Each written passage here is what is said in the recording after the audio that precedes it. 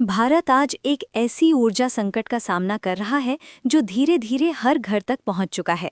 ये संकट रसोई घरों से लेकर उन सड़कों तक महसूस किया जा रहा है जहां लोग रोजाना अपने वाहनों से सफर करते हैं।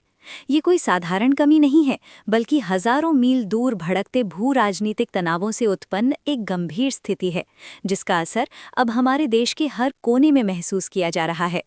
समझने के लिए हमें पहले ईरान और ओमान के बीच स्थित एक संकरी जलमार्ग हॉर्मुज़ जल संधि यानी स्ट्रेट ऑफ हॉर्मुज़ पर ध्यान देना होगा। ये केवल 55 किलोमीटर चौड़ा है और वैश्विक ऊर्जा व्यापार का एक बेहद अहम मार्ग है। भारत के लगभग 45% कच्चे तेल की आयात आवश्यकताएं और 60% एलपीजी की ज़रूरतें इसी मार्ग से पूरी होती हैं। लेकिन जैसे ही पश्चिम एशिया में तनाव बढ़ा और ईरान युद्ध शुरू हुआ, ये आपूर्ति पूरी तरह बाधित हो गई। भारत की ऊर्जा निर्भरता काफ़ी बड़ी है। हमारा देश हर साल लगभग 31.3 मिलियन टन एलपीजी का उपभोग करता है, जबकि घरेलू उत्पादन केवल 9 मिलियन टन के आसपास है। यानी कुल मांग का लगभग 62% हिस्सा आयात से पूरा होता है। पहले मुख्य आपूर्ति कतर, सऊदी अरब और यूएई से आती थी, लेकिन अब ये मार्ग असुरक्षित हो गए हैं।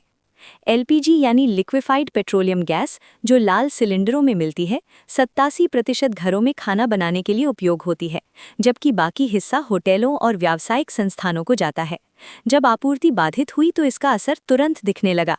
मुंबई जैसे शहरों में उपभोक्ताओं को गैस सिलेंडर की रिफिल के लिए 2 से 8 दिन तक इंतजार करना पड़ रहा है। घर में खाना पकाने के लिए गैस न मिलना एक गंभीर समस्या है, लेकिन ये केवल घरेलू स्तर तक सीमित नहीं है। रेस्टोरेंट और होटल जैसी व्यावसायिक इकाइयां भी बुरी तरह प्रभावित हुई हैं। कई जगह उन्हें कमर्शियल गैस सिलेंडर की आपूर्ति बंद कर दी गई है, जिससे खाद्य व्यापार संकट मोड में प्रवेश कर रहा है। सीएनजी यानी कंप्रेस्ड नेचुरल गैस की भी आपूर्ति पर असर पड़ा है। भारत अभी गैस निर्भर अर्थव्यवस्था बन चुका है और कई शहरों के वाहन इसे ईंधन के रूप में इस्तेमाल करते हैं। सीएनजी की कमी के कारण व्यक्तिगत वाहनों से लेकर टैक्सियों और सार्वजनिक परिवहन तक सब बाधित हुए हैं।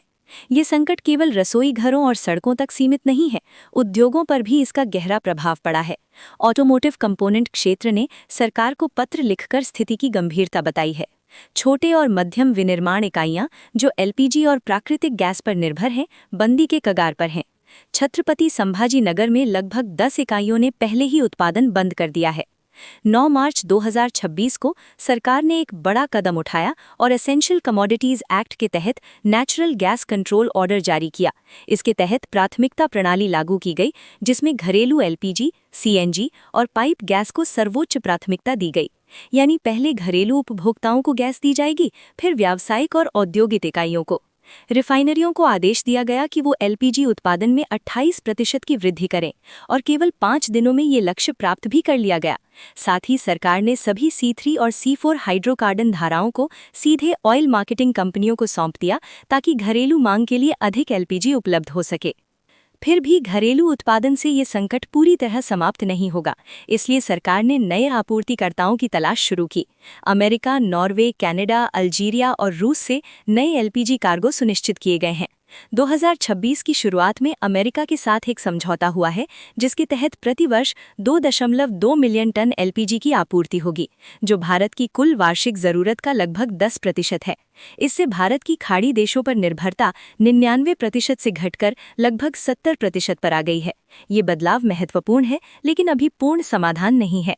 दीर्घकाल में भारत को अपनी घरेलू उत्पादन क्षमता बढ़ानी होगी और विविध स्रोतों से आयात को संतुलित करना होगा। सरकार ने होर्डिंग रोकने के लिए 25 दिन का इंटर बुकिंग पीरियड लागू किया है और प्रधानमंत्री उज्ज्वला योजना के तहत 33 करोड़ परिवारों को प्राथमिकता दी है। ये संकट हमारे लिए एक चेतावनी है। ऊर्जा आत्मनिर्भरता का समय आ गया है। भारत को अब अपने नवीनकरणीय ऊर्जा स्रोतों को विकसित करना होगा और विदेशी आयात पर निर्भरता घटानी होगी। आज रसोई से लेकर फैक्ट्रियों तक पूरा देश गैस की इस कमी से जूझ रहा है।